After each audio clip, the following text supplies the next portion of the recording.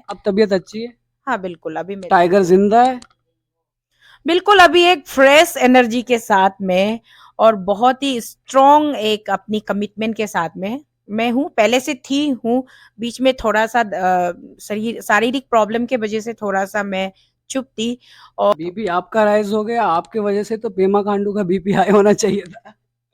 नहीं, नहीं, नहीं, देखिए ये जो हम मैं जिस बीपी की बात कर रही थी, ये टेक्निकल बात थी, जी, एक डॉक्टर की लैंग्वेज में। जी, जी। बट उनका बीपी हाइज हुआ है तब मतलब राइज हुआ है, हाई हुआ है, तभी तो बेचारा वो दर-दर की ठोकरें खा के हर डिस्ट्रिक्ट में अभी घूम रहा है, मेहनत कर रहा है, बेचारा बच्चा मेहनत कर रहा है। प्रधानमंत्री मोदी से जो है वो हर तरीके से गुहार लगाई, जो है आश्वासन दिया, गिड़गिड़ाई, अपने आप को बताया कि हम बिल्कुल कटे हुए क्षेत्र से हैं। लेकिन बावजूद इसके मोदी जी जो है ध्यान नहीं देना चाहते हैं या ध्यान नहीं दे रहे हैं या पेमा खांडू को बचाने की कोशिश कर रहे हैं। क्या लगता है आपको? देखिए तास्किन भाई, हर एक चीज़ का एक अपना सही समय होता है। अब अगर मोदी जी जितना भी कोशिश कर ले कि हम इन भ्रष्टाचारियों को बचाएँगे, इन पर हम चद्दर डाल के रखेंगे, इनको बंद करेंगे, इनको इग्नोर करेंगे, चीज़ों को बाहर आने नहीं देंगे, लेकिन ये इस समय का भी एक अंत आएगा। आप और पेमा खांडू जी का भी राज-काज कब तक चलेगा? कोई भी चीज़ दुनिया में फिक्स नहीं होता है, परमानेंट नहीं होता है। हर एक चीज़ का एक लिमिट होता है, टाइम बार होता है। तो जब पाप का घड़ा फूटेगा, तो पूरा सिर पे गिरेगा और उसी नाले में, उसी के पाप के घड़े में वो खुद डूबेगा। उसकी अच्छी पक्की सड़क क्यों नहीं है? गाँव में बिजली क्यों नहीं पहुँचती है? गाँव में पानी की सप्लाई क्यों नहीं पहुँचती है? एक अच्छा शिक्षा क्यों नहीं है? अच्छी विद्यालय क्यों नहीं है? अध्यापक क्यों नहीं है? बहुत सारी ऐसी चीज़ें जो अरुणाचल में अभी भी बहुत सारी चीज़ों से, बहुत सारी फैसिलिटी से लोग वंचित हैं। अब जनता इतना भी मासूम नहीं रहा कि आप उसको और बेवकूफ बना सके। अब जनता जाग रही है और हम चाहते हैं कि पूरा प्रदेश की जनता जाग जाए।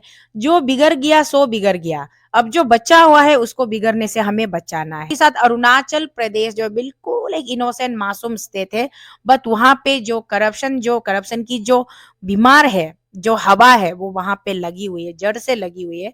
और अगर हम उसको जड़ से उखाड़ कर नहीं फेंकेंगे तो वो धीरे धीरे दीमक की तरह वो धीरे धीरे खोखला करते जाएंगे। ये आंदोलन हमारी आंदोलन जारी है, लाइफ टाइम जारी है, आंदोलन कभी खत्म नहीं होगी।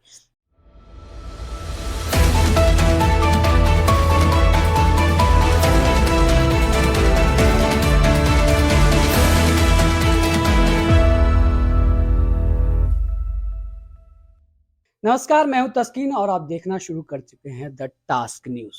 काफ़ी लंबे समय के बाद टोको शीतल मैम से जो है वो मुलाकात हो रही है। इनकी तबीयत बहुत ख़राब थी। आइए बातचीत करने से पहले जानते हैं मैम, फ़िलहाल आपकी तबीयत कैसी है? आप हॉस्पिटल में एडमिट थी, बड़ा दुःख हुआ। शुक्रिया मेरे भाई तास्किन जी। बहुत दिनों के बाद में आपसे भी मुलाकात हो रही है। हाँ, ख़ैर थोड़ी-सी तबीयत बहुत ज़्यादा बिगड़ गई थी, आउट ऑफ़ द कंट्रोल हो गई थी, बट अभी मैं बिल्कुल ठीक हूँ। अभी बहुत काफ़ी लंबे अरसे तक बिस्तर का सहारा लेना पड़ा। उसके बाद में बहुत सारी दवाई हुई और ट्रीटमेंट्स जितने भी डॉक्टर ने जैसे-जैसे सजेशंस दिए अकॉर्डिंगली उसी हिसाब से ट्रीटमेंट्स अभी भी हाँ, मेडिकेशन चल रही है, बट मैं काफ़ी बेटर हो गई हूँ पहले के कंपेयर में। एक्चुअली मैं लो बीपी की मतलब मैं ह्यूमन हूँ, बट इस बार क्या हुआ कि अचानक मेरा बीपी इतना राइज़ हो गया कि 400 अबव चला गया। तो बीपी आपका राइज़ हो गया, आपके वजह से तो पेमा खांडू का बीपी हाई होना चाहिए था। नहीं, नहीं, नहीं, देखिए ये जो हम मैं जिस बीपी की बात कर रही थी, ये टेक्निकल बात थी, जी, एक डॉक्टर की लैंग्वेज में। जी, जी। बट उनका बीपी हाइज हुआ है तब मतलब राइज हुआ है, हाई हुआ है, तभी तो बेचारा वो दर-दर की ठोकरें खा के हर डिस्ट्रिक्ट में अभी घूम रहा है, मेहनत कर रहा है, बेचारा बच्चा मेहनत कर रहा है। अब तबीयत अच्छी है? हाँ, बिल्कुल, अभी मेरी टाइगर तबीयत ज़िंदा है? बिल्कुल अभी एक फ्रेश एनर्जी के साथ में और बहुत ही स्ट्रॉन्ग एक अपनी कमिटमेंट के साथ में मैं हूँ, पहले से थी हूँ। बीच में थोड़ा-सा शरीर शारीरिक प्रॉब्लम के वजह से थोड़ा-सा मैं चुप थी और बात ये भी थी कि यहाँ पे हम जो कर रहे हैं इसके लिए हमें आपको तो पता है यहाँ की प्रक्रिया, एक ऑफ़िशियल परमिशन ग्रांट होता है, तो वो सब के चक्कर में थोड़ा बहुत 26 जनवरी का भी इश्यू था, तो यहाँ दिल्ली के जितने भी हमारे रामलीला मैदान बोलिए या फिर आपका जंतर मंतर बोलिए, थोड़ा वो सब मतलब फ्री ऑक्यूपाइड थे।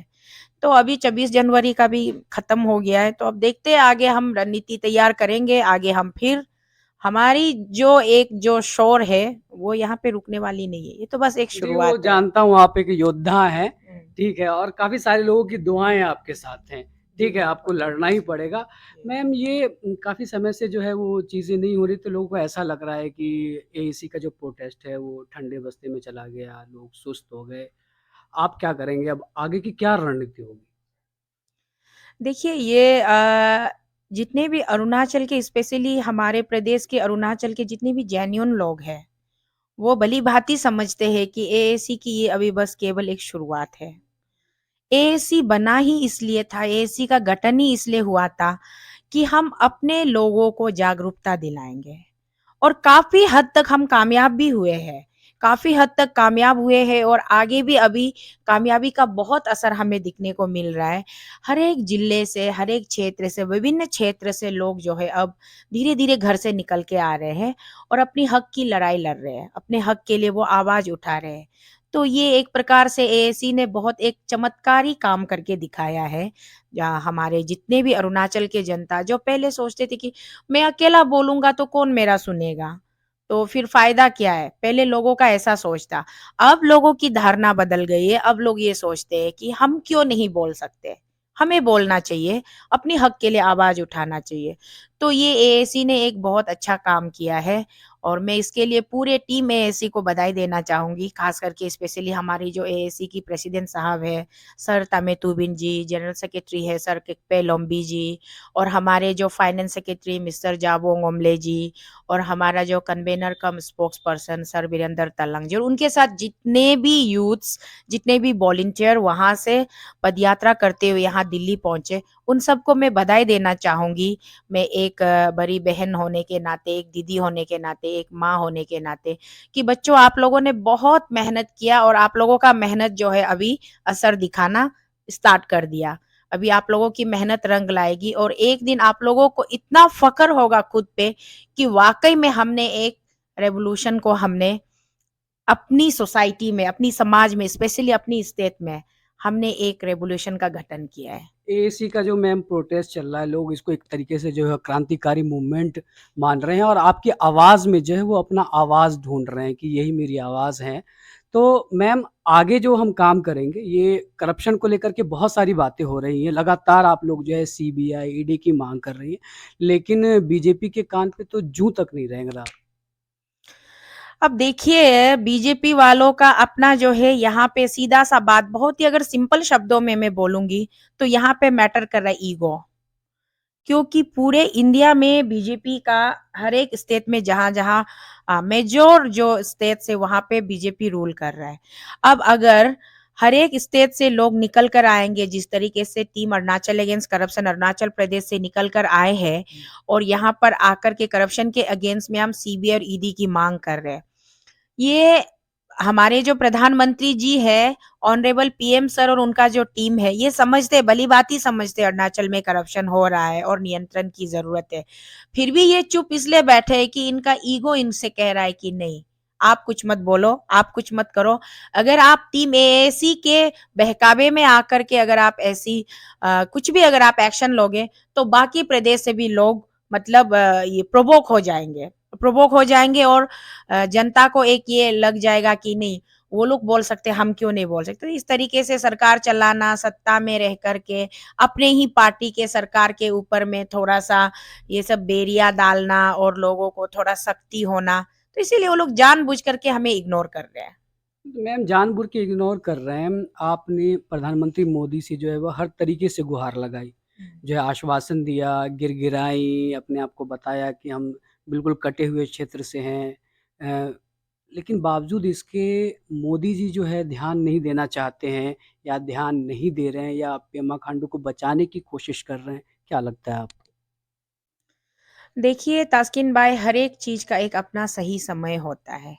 जैसे हम सुबह जब हम बिस्तर से उठकर जागकर खिड़की में हम जागकर देखते हैं तो सूरज उगता है और वही सूरज दिन भर रहने के बाद ठहरने के बाद शाम को फिर वो ढल जाता है। अब अगर मोदी जी जितना भी कोशिश कर ले कि हम इन भ्रष्टाचारियों को बचाएँगे, इन पर हम चद्दर डाल के रखेंगे, इनको बंद करेंगे, इनको इग्नोर करेंगे, चीज़ों को बाहर आने नहीं देंगे, लेकिन ये इस समय का भी एक अंत आएगा, आप देखिए। इस समय का भी अंत आएगा और सही चीज़ का भी एक शुरुआत होगा। मोदी जी के सद्बुद्धि में आ जाए कि नहीं हमको सही करना चाहिए, ऐसा भी हो सकता है। या फिर मोदी जी से भी बेहतर कोई नेता अगर हमारे देश, हमारे भारत माता, इस हमारे महान पावन धरती माता ने अगर एक ऐसा पुत्र पैदा करके रखा हुआ है, तो वो पुत्र भी आएगा, मोदी जी से बेहतर काम करेगा और लोगों की सेवा में वो कोई कंप्रोमाइज नहीं करेगा। हर एक चीज का अपना वक्त होता है, शायद सही वक्त में वो भी आ जाएंगे। और पेमा खांडू जी का भी राजकाज कब तक चलेगा? कोई भी चीज दुनिया में फिक्स नहीं होता है, परमानेंट नहीं होता है। हर एक चीज का एक लिमिट होता है, टाइम बार होता है। तो जब पाप का घड़ा फूटेगा तो पूरा सिर पे गिरेगा और उसी नाले में, उसी के पाप के घड़े में वो खुद डूबेगा। उसमें हमको कुछ नहीं करना है। हम जो करना चाहते थे हमने सक्सेसफुली किया है और अभी भी हम कर रहे हैं। और ये तो केवल एक, मैंने अभी थोड़ी देर पहले बोला, ये एक आगाज है, ये बस एक शुरुआत है। अब हम और कितने थाउजेंड लैक्स करोड़ माइल्स हमको सफर करना है इसी रास्ते पे चल करके। लोगों को जागरूकता देना है, लोगों को बुलंद करना है, लोगों को हौसला देना है। और घर घर में जाकर के घर घर की समस्या को हमें, हर एक घर में क्या समस्या चल रही, किसी के घर में पानी नहीं आ रही है, किसी के घर में गैस का कनेक्शन नहीं है, किसी के घर में इलेक्ट्रिसिटी का कनेक्शन नहीं है, तो किसी के घर में चावल नहीं है, चीनी नहीं है, नमक नहीं है। तो ये कहाँ पे इसकी घपलेबाजी कहाँ हो रही है? सरकार अच्छी योजना क्यों नहीं बना रहे? इतना ज्यादा अनएम्प्लॉयमेंट प्रॉब्लम क्यों है इस देश में? और खास करके आज के हमारे इस जनरेशन में, इस जनरेशन के हमारे जितने यूथ्स है वो सारे भटक रहे हैं, वो सारे आउट ऑफ द ट्रैक जा रहे हैं। सब ड्रग एडिक्ट हो रहे हैं, नशीली पदार्थों का उपयोग कर रहे हैं, लोग फ्रस्ट्रेटेड है। तो इसका जिम्मेदार कौन है? कहाँ से ये निकल गया? ये डिफेक्टिव कहाँ से स्टार्ट हुआ? इस पे हमको रिट्रोस्पेक्ट करना पड़ेगा और उसके बाद में एक अच्छी समाज की निर्माण के लिए हमें अपना योगदान देना है और वो हम बखूबी देंगे और करते रहेंगे। बाकी हमारे राज्य के लोग बहुत ज्यादा समझदार है और बहुत ज्यादा बुद्धिजीवी लोग है वो लोग। हम जो बोलना चाहते हैं हम नहीं बोलने से पहले भी वो लोग समझ जाते हैं। तो हमें बड़ी उम्मीद और विश्वास है कि हमारे राज्य के लोग, हमारे जितने भी जागरूक जनता है वो बहुत जल्दी आगे आएंगे और अपना समाज का निर्माण वो खुद करेंगे। मतलब एएसी जो है और आपकी टीम जो है अब सिर्फ करप्शन को लेकर के नहीं, बल्कि जो राज्य की मूलभूत समस्याएं हैं, सड़क है, बिजली है, पानी। अभी मैं बात कर रहा था, जो सरपंच लेवल की लोग थे, ग्राउंड से जुड़ी हुई, वो बता रहे थे कि बिजली नहीं है, अंधेरा हाँ, रहता है, इंटरनेट तक नहीं है। हाँ। हम विश्व बनने की बात करते हैं और अरुणाचल की तस्वीर ऐसा लगता है कि हिंदुस्तान के किसी अलग गांव में हम पाषाण युग में जी रहे हैं। क्या कहेंगे और इसको लेकर के क्या सोचती हैं आप, कैसे बदलेंगी तस्वीर? यही यही बातें हैं जो हम कई सालों से, कई महीनों से चर्चा कर रहे हैं कि अच्छी पक्की सड़क क्यों नहीं है? गाँव में बिजली क्यों नहीं पहुँचती है? गाँव में पानी की सप्लाई क्यों नहीं पहुँचती है? एक अच्छा शिक्षा क्यों नहीं है? अच्छी विद्यालय क्यों नहीं है? अध्यापक क्यों नहीं है? बहुत सारी ऐसी चीज़ें जो अरुणाचल में अभी भी बहुत सारी चीज़ों से, बहुत सारी फैसिलिटी से लोग वंचित हैं। लोग बिल्कुल एक वो अर्ली मैन वाला एज लाइफ जी रहा है।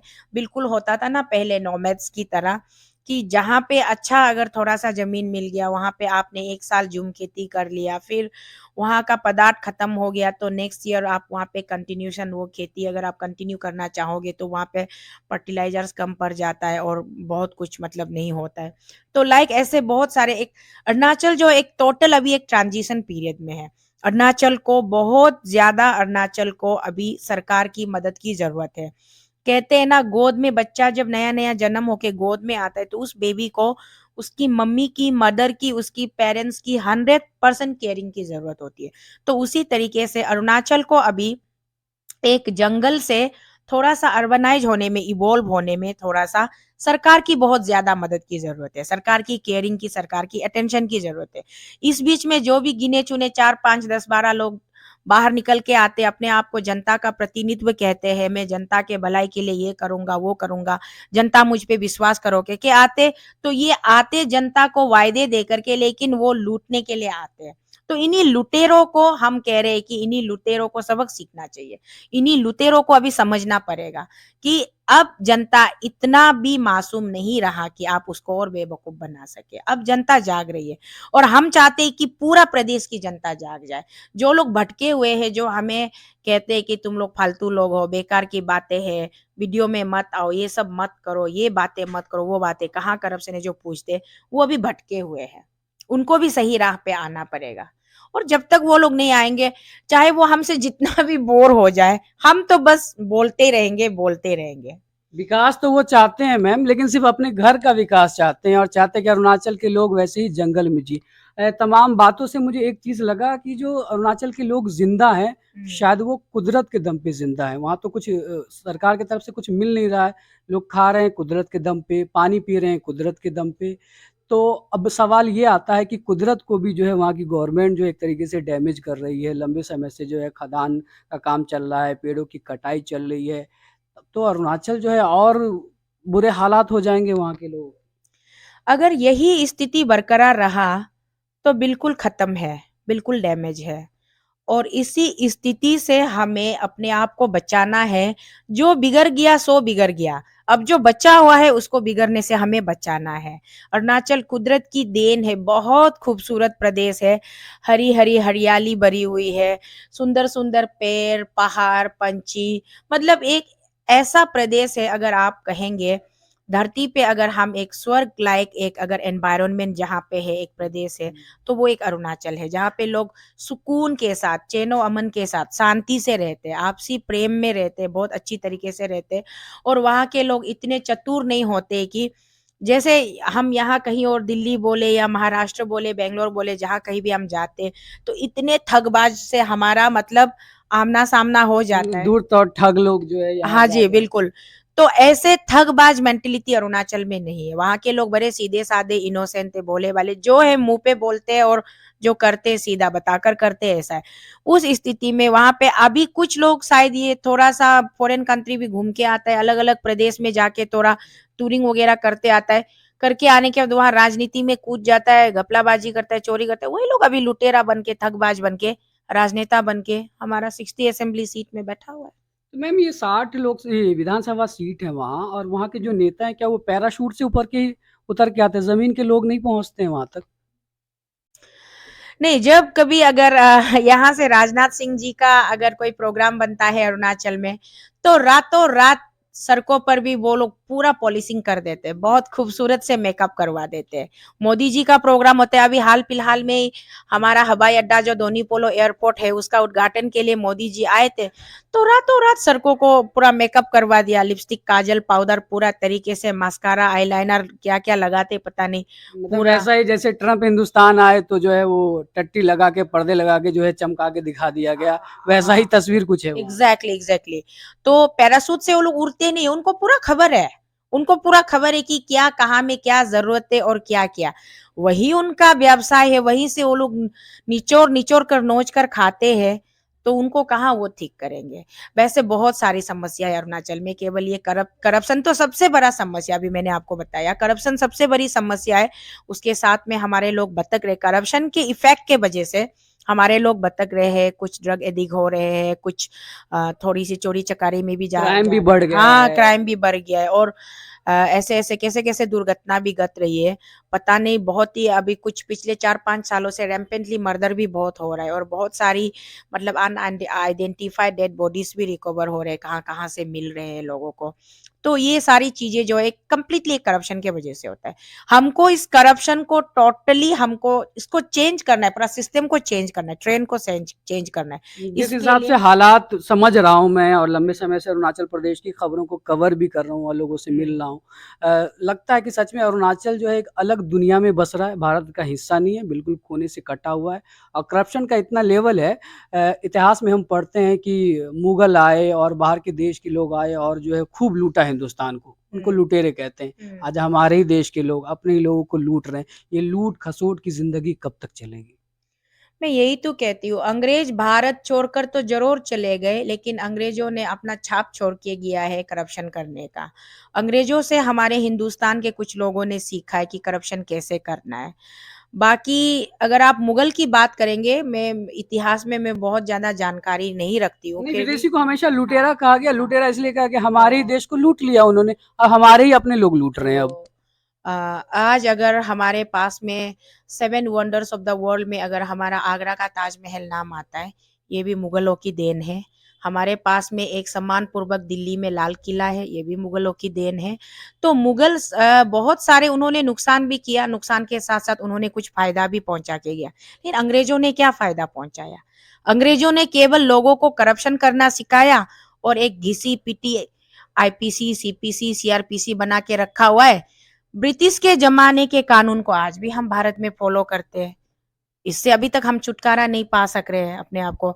हमारा देश का अपना संविधान बन गया, लेकिन आप बिलीव नहीं करोगे, देश का अपना संविधान बन गया, लेकिन कानून हम कौन-सा अंग्रेजों का ही कानून लागू फॉलो कर कर रहे रहे हैं? हैं। अंग्रेज़ों का कानून फ़ॉलो कर रहे हैं। तो देश के राजनेताओं को, जो हमारी देश के राजनेताओं को, कर्ता-धर्ताओं को, इस पे भी अभी एक संशोधन लाना चाहिए। पार्लियामेंट में इसकी चर्चा होनी चाहिए, अमेंडमेंट होना चाहिए। हमारा अपना कानून होना है, देशवासियों का अपना कानून होना है। हम क्यों अंग्रेजों के बनाए हुए कानून में आज भी जी रहे हैं? कोई क्राइम कर देता है, मर्डर कर देता है, अभी तो थोड़ा बहुत लोग सीरियस भी हो रहे हैं, पहले तो क्या है, आपने करोड़ों का चोरी किया लेकिन आप पे फाइन क्या लगता है? 500 रुपया का फाइन। ये भी कोई कानून होता है? तो इस तरीके से बहुत सारी चीजें हैं जो देश को भी अभी अपने आप को, और थोड़ा देश को भी अपने आप को थोड़ा सा सुधारना पड़ेगा। और साथ ही साथ अरुणाचल प्रदेश जो बिल्कुल एक इनोसेंट मासूम स्टेट है, बट वहां पे जो करप्शन की जो बीमार है, जो हवा है, वो वहां पे लगी हुई है, जड़ से लगी हुई है। और अगर हम उसको जड़ से उखाड़ कर नहीं फेंकेंगे तो वो धीरे धीरे दीमक की तरह वो धीरे धीरे खोखला करते खोखला है। जाएंगे। जी। मैम, लास्ट मैसेज जानना चाहूँगा, लंबे समय से बातचीत नहीं हुई और हम्म। लोग जो है अरुणाचल के लोग आपके आस में लगे थे और हमदर्दी भी थी कि आपकी तबीयत बहुत ख़राब है। क्या मैसेज देना चाहेंगी? हाँ, देखिए, मैं अपने पूरे प्रदेश के मेरे जितने भी प्यारे मेरे शुभचिंतक, मेरे वेल विशर, जितने भी हमारे प्रदेश के जितने भी हमारे प्यारे जनता है, आप सब से, और साथ ही साथ हमारे देश के जितने भी देशवासी हैं, मेरे सह देशवासी जो भी है, आप सब से मैं ये ज़रूर कहना चाहूँगी, अपनी तरफ से बताना चाहूँगी कि देखिए, हम इंसान हैं, कोई मशीन नहीं है, रोबो नहीं है, कंप्यूटर नहीं है। तो उतार-चढ़ाव ज़िंदगी में, इंसान की ज़िंदगी में लगी रहती है। कभी शरीर ने साथ नहीं दिया तो कभी कुछ-कुछ चीज़ें भी साथ नहीं देती है, कभी-कभी सिचुएशन इधर-उधर हो जाता है, बट इंसान का हौसला कभी नहीं डगमगाना चाहिए। तो जिस तरीके से मुझे शारीरिक यातनाओं से अभी कुछ दिन, पकड़ लीजिए महीना भर गुज़रना पड़ा, फिर भी मैंने अपना हौसला नहीं छोड़ा है और मैं बिल्कुल डगमगाई नहीं हूँ और बिल्कुल हिम्मत नहीं हारी हूँ। तो उसी तरीके से मैं आप लोगों से भी निवेदन करना चाहूँगी, जब भी कोई चीज़ आप मन में ठान लो, जब तक जीवित हो, सांसें चल रही है आपके अंदर, बस आप अपने मुहिम में लगे रहिए, अपने लक्ष्य को आप टारगेट कीजिए। जिस तरीके से जब गुरु द्रोणाचार्य ने जब पूछा था 5 पांडवों से कि आपको पक्षी के सिर पे आपको तीर चलाना है और उसके बाद में पक्षी को सिर को धड़ से अलग करना है। तो पहले तीर चलाने से पहले उन्होंने अपनी परीक्षा में पूछा था कि आपको क्या दिख रहा है? तो बारी-बारीके से पाँचों पांडव में से चारों पांडव ने बोला था, मुझे आसमान दिख रहा है, पेड़ दिख रहा है, पौधा दिख रहा है, ज़मीन दिख रहा है, हरियाली दिख रहा है। लेकिन केवल एक योद्धा था अर्जुन, उन्होंने बोला था, मुझे केवल और केवल पक्षी की आँखें दिख रहा है। तो अर्जुन जी के लक्ष्य कदम पर चलते हुए मैं ये कहना चाहूँगी कि हमें केवल अपने लक्ष्य पर, अपने टारगेट पर हमें कॉन्सन्ट्रेट करना है। हमारा टारगेट क्या है? तो eradicate corruption from our state, और करप्शन को मिटाने के लिए, करप्शन में हम खुद भी कहीं ना कहीं इनडायरेक्टली और डायरेक्टली इन्वॉल्व है। तो डायरेक्टली इनडायरेक्टली हम कहाँ इन्वॉल्व है? इलेक्शन के प्रोसेस में। इलेक्शन के प्रोसेस में हम जनता ही खुद करप्शन करते हैं।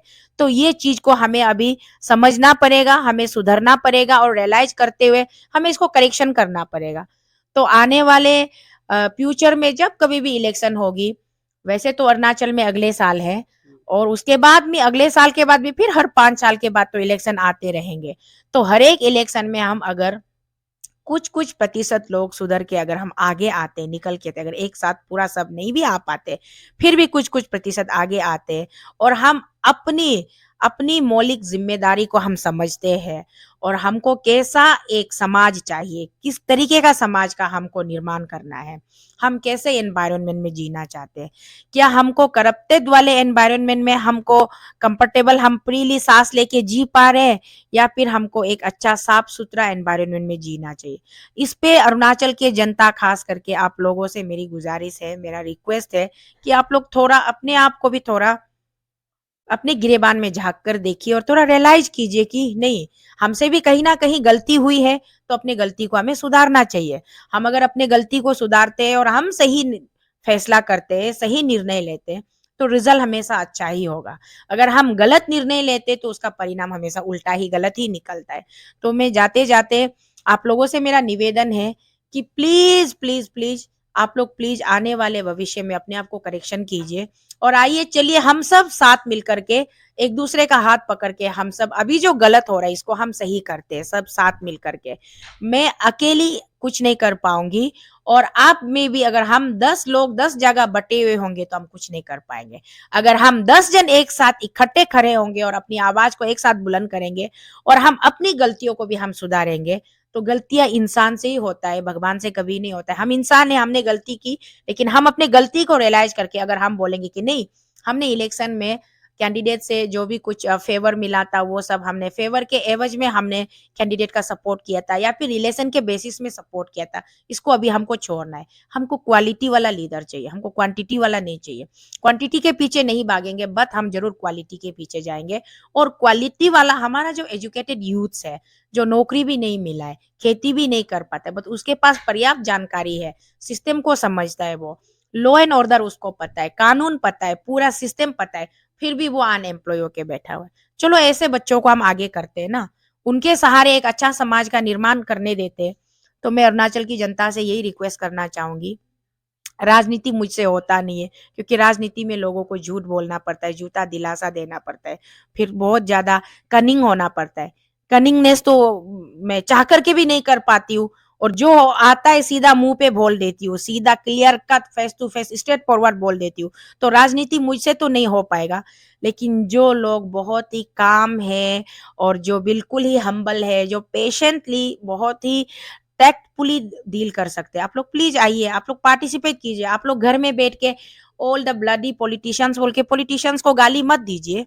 आप लोग पार्टिसिपेट कीजिए, एक्टिव पॉलिटिक्स में आप लोग आइए, पार्टिसिपेट कीजिए, अपने लोगों की सेवा के लिए अपने आप को ऑफर कीजिए। अगर अच्छे अच्छे साफ सुथरा छवि वाले लोग आएंगे, तो हम तो कुछ नहीं कर सकते, फिर भी आपके पीछे पीछे जाकर के हम पानी का एक घड़ा या फिर हम चाहे जो भी है, हम जो कर सकते हैं हम आपके साथ में रहेंगे। तो इसीलिए अरुणाचल के जनता को रियलाइज करना है और अपने अपने क्षेत्र में खास करके जहां जहां आपका कंस्टिट्यूंसी वाइज, विधानसभा का जो कंस्टिट्यूंसी वाइज है, वहां आप लोग डिस्कस कीजिए, ग्रुप डिस्कशन कीजिए और शेयरिंग कीजिए कि हम लोग क्या करना चाहिए आने वाले दिनों में। ये मेरी प्रार्थना है। और दूसरी बात रही बात हमारी आंदोलन जारी है, लाइफ टाइम जारी है, आंदोलन कभी खत्म नहीं होगी। जब तक हम सिस्टम को सुधारने में थोड़ा बहुत भी हम अगर कामयाब होता है, बहुत खुशी की बात होगी। इसका मतलब ये नहीं होगी थोड़ा कामयाब हो गया तो हम वहां पे रुक गए। कामयाबी होगी उसको और ज्यादा बेहतर बनाने के लिए हम लगे रहेंगे, आंदोलन हमारा जारी है। कल परसों जब कभी भी हमको मौका मिलेगा, परमिशन मिलेगा, फिर हम जाएंगे मैदान में चिल्लाते रहे। वैसे तो हमने कह ही दिया है, भीख तो अब हम मांगेंगे नहीं, लेकिन जो हमारा हक है, हम जो अपनी गुहार है, जो अपनी पुकार है, वो हम आवाज गूंजते रहेंगे। यही कहना है। तो सुना आपने, जब तक सांस तब तक आस, ले हिम्मत से काम बंदे, जीवन है संग्राम। जितनी ताकत, जितना उम्मीद मैम को जो है वो जनता से है, उतनी उम्मीद ये भी है कि जनता भी उस चीज़ों पे खड़ी उतरे। और एक शायर ने क्या खूब कहा है, चाहे लाख बदल जाए ज़माने का चलन, कभी देखा नहीं है सच्चाई को झूठ से हारते हुए। तो उम्मीद है कि अरुणाचल प्रदेश में एक न एक दिन करप्शन की चीज़ें ख़त्म होंगी, अरुणाचल विकास की रफ्तार पे आएगा, और इसके लिए एसी की जो है लड़ाई तब तक चलती रहेगी जब तक जो है टोको मैम जिंदा है। आप इस पूरे मामले को किस तरीके से देखते हैं? खास करके युवाओं से आह्वान है कि आप लोग जुड़ें और कमेंट करके सिर्फ बात ही नहीं करें, बल्कि आप आंदोलन को समझें कि ये लड़ाई आपकी है, ये लड़ाई जो है आने वाले भविष्य की है। जब तक आपका भविष्य नहीं सुरक्षित होगा तब तक हम सुरक्षित नहीं है। फिलहाल के लिए दीजिए मुझे इजाजत, अगले अपडेट के साथ फिर मुलाकात होगी, तब तक के लिए नमस्कार।